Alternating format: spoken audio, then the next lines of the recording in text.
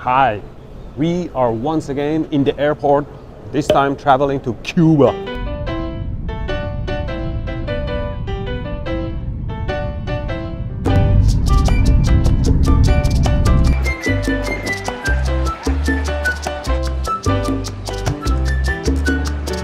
And we are finally here. Now, where is the outlet? Oh, there is one there. Hello, my love. I'll check you later.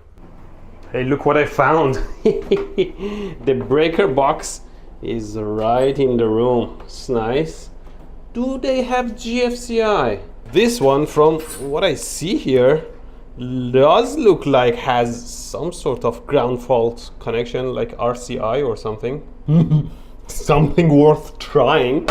I see traces of some excitement here. Was I here before?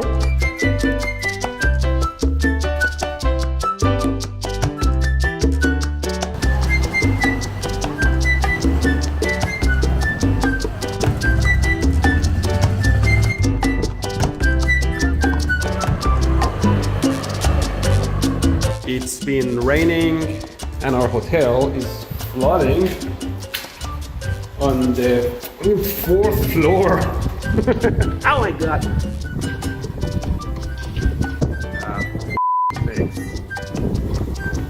I mean, sure, the maintenance is lacking and the hotel is a bit run down and the country is struggling financially because of politics, but people are very nice and the nature is very good here and the electrical system in the hotel seems pretty up to date. Well, I mean, at least in the parts where electricity works.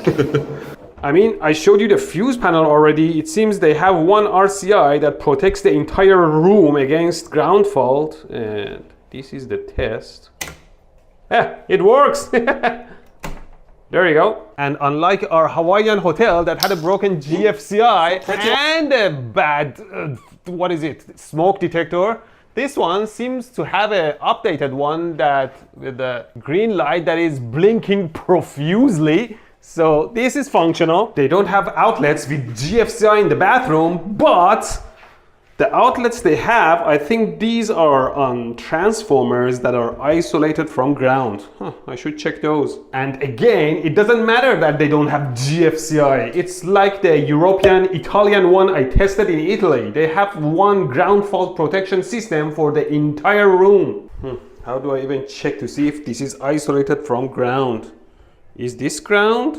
In any case, it seems like this outlet that is made for shavers only has a 110 volt output and a 220 volt output with different type of outlets, but as you can see here, you can plug whatever that goes in here into here as well. So don't plug a 110 volt device accidentally in here unless your device specifically says it's good for both voltages. Okay, checking its voltage and it's 120 volts. And the one on the top, these tiny protective doors don't even open. Damn it! I can't plug my adapter in here. Can't plug my charger in here. Are they locked for good? Maybe I can shove my tiny probes in there somehow. Oh, there you go. But they are not connecting to any contacts. I'm not reading any voltages. Okay, maybe then just the 110 volt is useful. Well, let's assume it's isolated and read the voltage between one of the outputs to assumably ground here. And we are reading 113 volts. And if I move it to the other one, I read 230 volts? What's going on? So there seems to be some massive voltages between that outlet contacts to ground. But are they real voltages or they'll go away as soon as I load them a little bit? Like as soon as I touch them, the voltage drops to very low levels and is safe. There is only one way to try it out.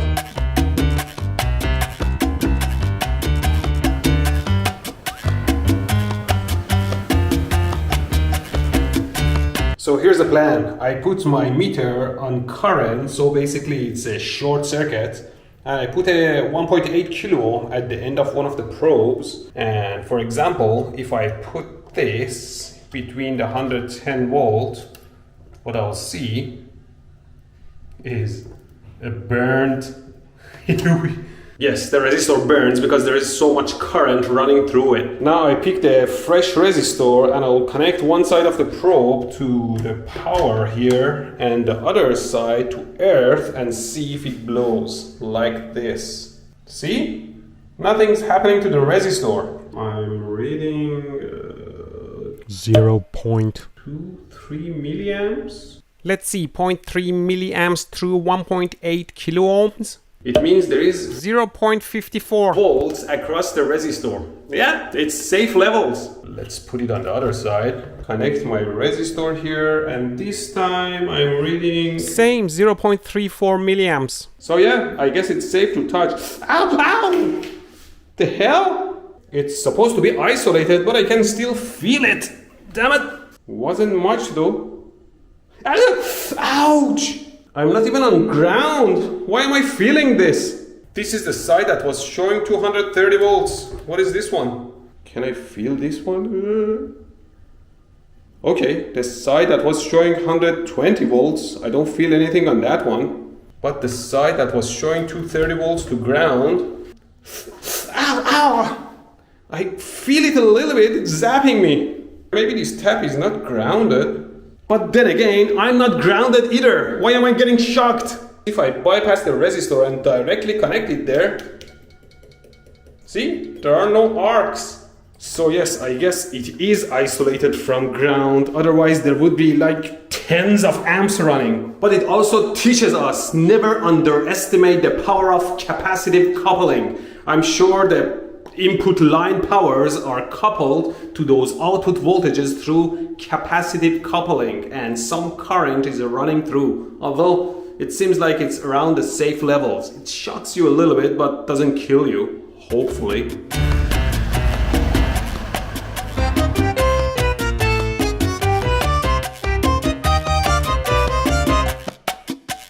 Now let me check the outlets here. 230 volts, 60 hertz.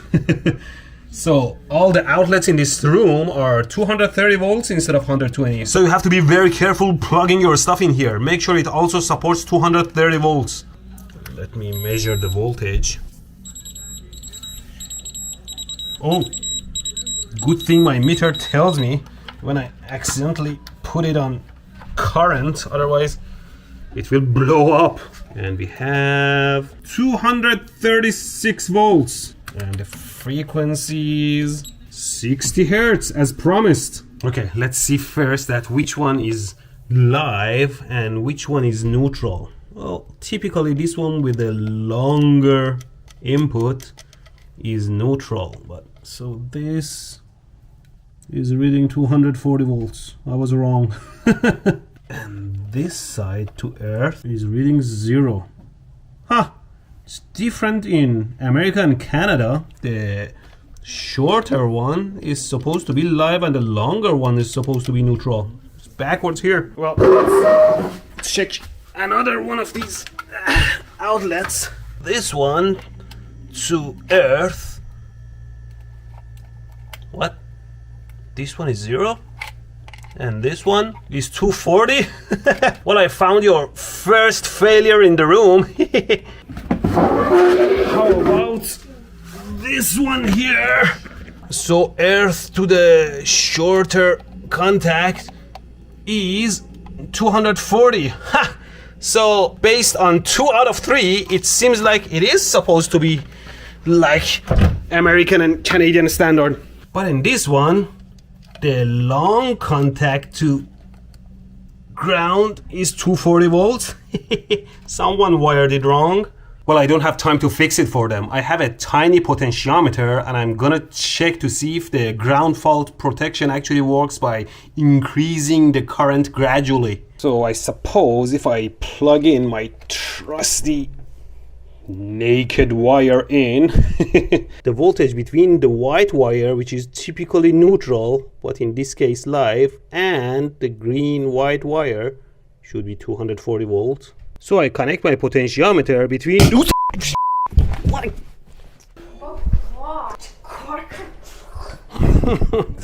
زعب میشه میذارم رو فیلم. For the love of God. Okay, so the ground fault protection works. Unplug first. First, I try to connect my potentiometer like so. Although it does look a bit sketchy too. I just hold it solid like this so it won't short. Plug that in. Now slowly turn the potentiometer, reducing the resistance and increase the current until the ground fault protection pops. Hopefully soon. Come on, where are you? What's going on? I don't have a voltage anymore. Oh, I see. The other breaker popped too. Nice. So the breakers are actually healthy. That's good. Plug in again. Slowly turn the potentiometer until the breaker pops.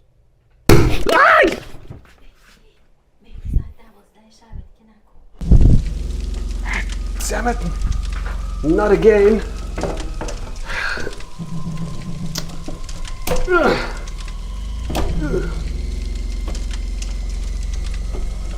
What? This time the power is not coming back up?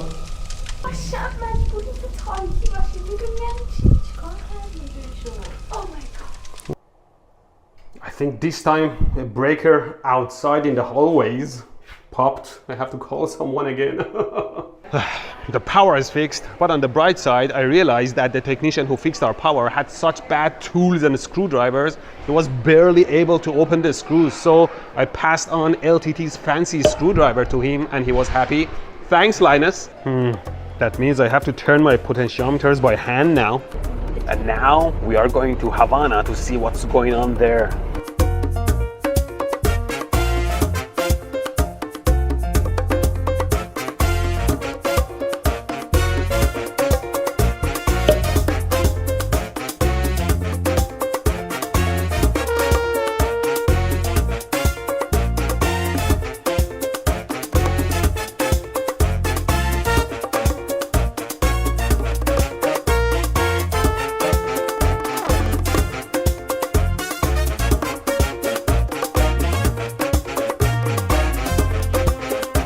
Okay, this hostel, or they call hostel, seems much better than our resort. Let's see if we can find its breakers. Well, I found the breakers to the rooms. They're all here. So it should be safe to test here, I guess. So many interesting architecture in the city.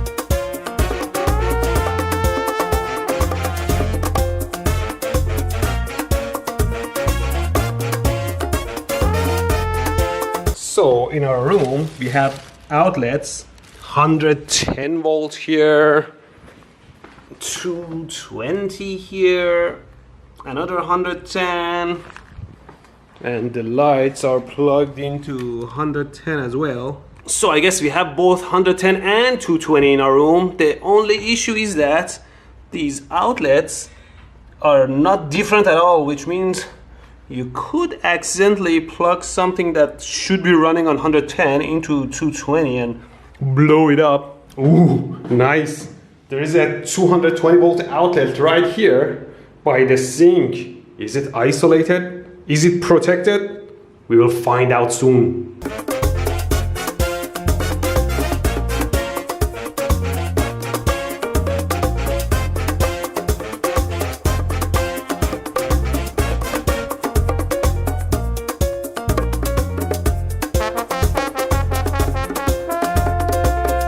Okay, first thing first, let's see.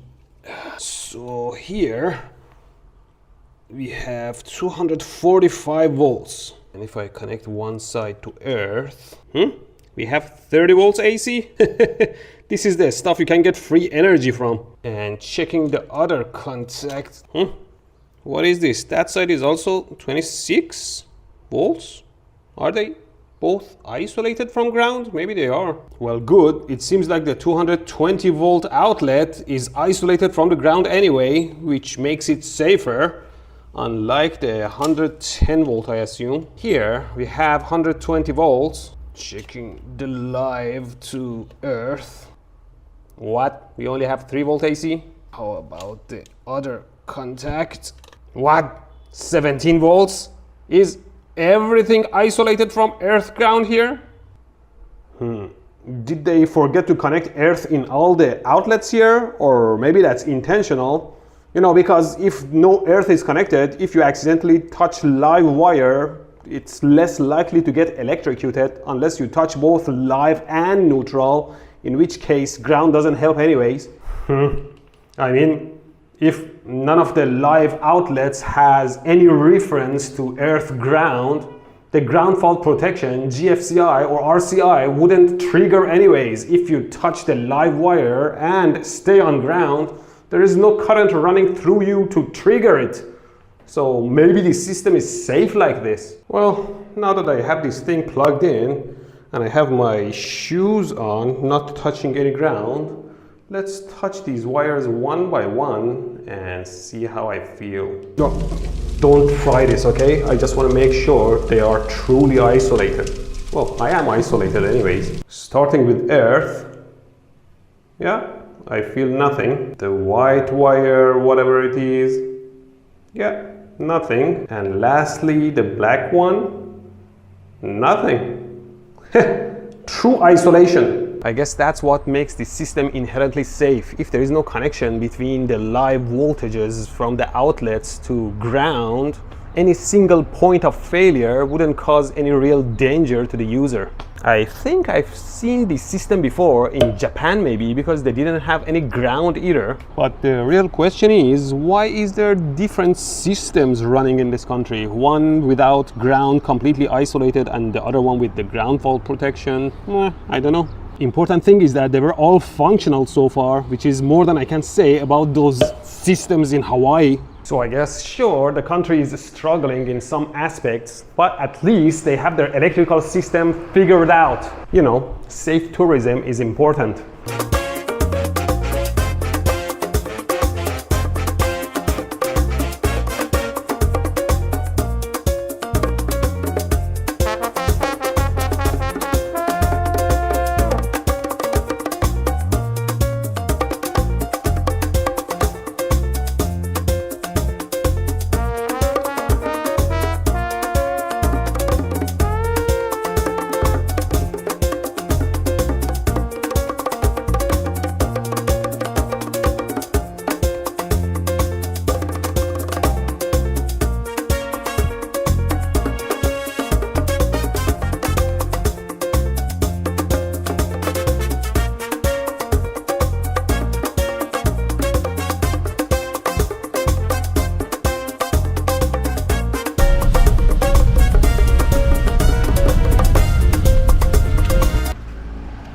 Nobody's gonna know. They're gonna know. I lost the sole of my shoe here, but nobody's gonna know. As you can see, we are enjoying the rain and the weather. Yeah, it's not that bad.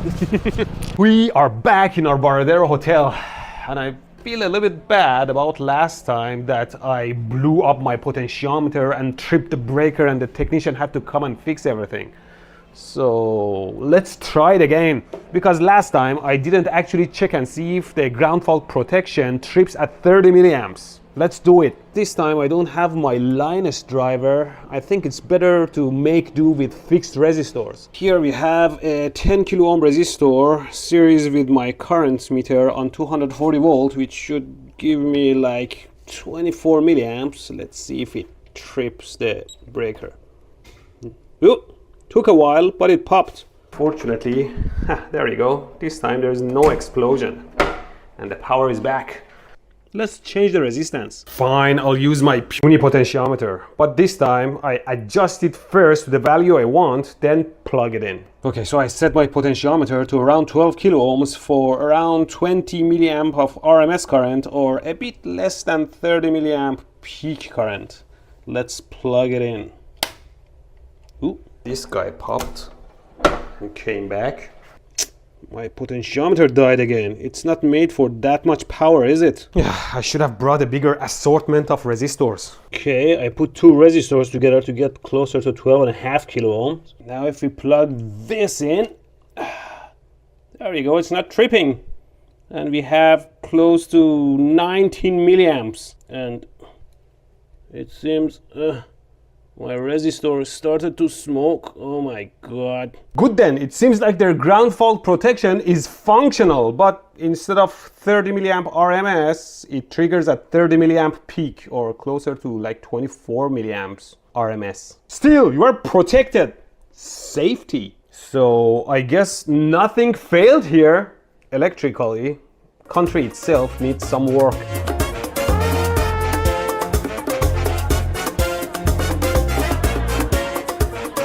Here we have an electrical work of a seemingly abandoned house, which is actually not abandoned. Surprisingly, people still live in these houses. So many beautiful architectures in the city, so much history. But in these old houses, we have electricity.